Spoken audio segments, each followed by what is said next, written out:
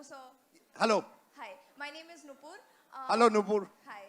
So, we all know we're living in a post-truth world, and the debate is constantly between fact versus ideologies. So, the question that goes around in a journalism classroom today constantly is whether a journalist can be an activist. How blurry is the line, and how fair is it for a journalist to be an activist? I have a constant dilemma in my own mind as I am going to enter the profession. What's your opinion? It's a very good question.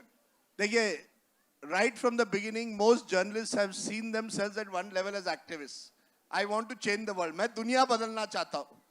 हर पत्रकार जो आता है वो कहता है यार मैं ये स्टोरी करूंगा इससे दुनिया बदल जाएगी. Nothing wrong in that. But the question is your first commitment is to the news, not to your ideology. अगर मैं किसी स्टोरी में जाऊं thinking that this is what the story should be, because I want it to be like that, that would be unfair. जैसे मैंने कहा जब riots हुए अभी दिल्ली में, some people went to do the story already thinking who is in the right and who is in the wrong. I have to go there, find out what is happening. That is my responsibility. So as a journalist, you have to be willing to keep your ideology aside and focus on the truth. Not easy, but you have to try. Not easy. एक और सवाल लेते हैं, एक और उसके बाद बस. सर, पत्रकार होने के नाते आपको क्या लगता है जो मानहानि, राजद्रोह और पीएसए है, तो ये कानून कितने जरूरी है? देखिए कई मीडिया ऑर्गेनाइजेशंस को इससे देखिए मुझे साफ है राजद्रोह का कानून तो निकलना चाहिए. ये क्या कानून है राजद्रोह? ये महात्मा गांधी के खिलाफ किया, आज आप कन्हैया कुमार के खिलाफ करते हैं. क्या मतलब है उसमें? राजद्रोह क्या हो गया? The supreme court has said किसी के खिलाफ कुछ बोलना इज नॉट राजद्रोह. ये राजद्रोह अंग्रेजों ने इस्तेमाल किया. गांधी मैं बीच में काट रहा हूं. राजद्रोह और देशद्रोह में भी हमें फर्क करना होगा. राजद्रोह आप सरकार के खिलाफ आवाज उठा रहे हैं, बिल्कुल, उसका मतलब ये नहीं आप देशद्रोह कर रहे हैं. पर यही तो हो रहा है आज. अगर आप सरकार के खिलाफ कुछ कहे तो आपको एंटी नेशनल कहा जाता है, आपको कहा जाता है पाकिस्तान चले जाइए. अब मुझे डर है पाकिस्तान में इतने वीजा नहीं मिलते हैं, नहीं तो हम सब चले जाते पाकिस्तान. और कौन पाकिस्तान चला जाएगा आज की तारीख में? हम अपने आप को पाकिस्तान से क्यों कंपेयर करते हैं? मेरा आखिरी सवाल.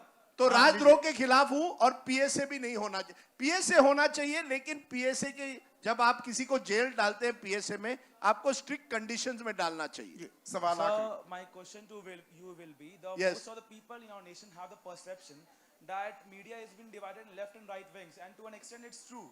So what could be the biggest motivation for us as a student who are stuck in left and right wing but want a media of free voice, a free journalism? Very good question again.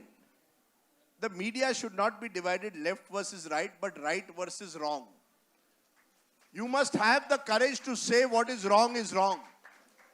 If some man has been beaten up, उसके खिलाफ mob lynching हुई है, where is the right and left? अगर मैं उसकी बात उठाऊं तो मैं लेफ्ट बन जाता हूं. अगर किसी के खिलाफ कुछ हुआ है किसी एरिया में, एक मॉब उसको सराउंड कर रहा है और उसको मार रहा है, तो मैं राइट वर्सेस लेफ्ट हो जाता हूं. अब जो वो दिल्ली पुलिस ने 3 व्यक्तियों को जमीन में मारकर कहा कि आप आजादी बोलिए, नेशनल एंथम बोलिए, उसमें राइट और लेफ्ट कहां है? और उसमें एक शख्स की मौत हो गई. उसमें राइट वर्सेस लेफ्ट कहा गया. हमारे देश में प्रॉब्लम क्या है? हर चीज को हम आज राइट वर्सेस लेफ्ट देखते हैं. There is only right versus wrong. अगर कुछ गलत है उसमें आप में ताकत होनी चाहिए उसको कहना ये गलत है. अगर किसी महिला के खिलाफ कहीं रेप होता है तो उसमें राइट वर्सेस लेफ्ट कहा आता है? A woman is raped, she should be defended at all cost. अगर किसी एरिया में किसी दलित के खिलाफ कुछ अत्याचार हो उसमें राइट वर्सेस लेफ्ट कहा आता है? It is right versus wrong. हमारा दायित्व है कि हम जो नेता है उनको आईना दिखाए.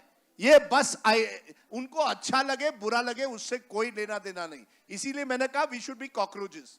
कॉकरोच बड़े आराम से जिंदगी जीता है, उसको कोई लेना देना नहीं. कौन रनिंग आउट ऑफ टाइम पर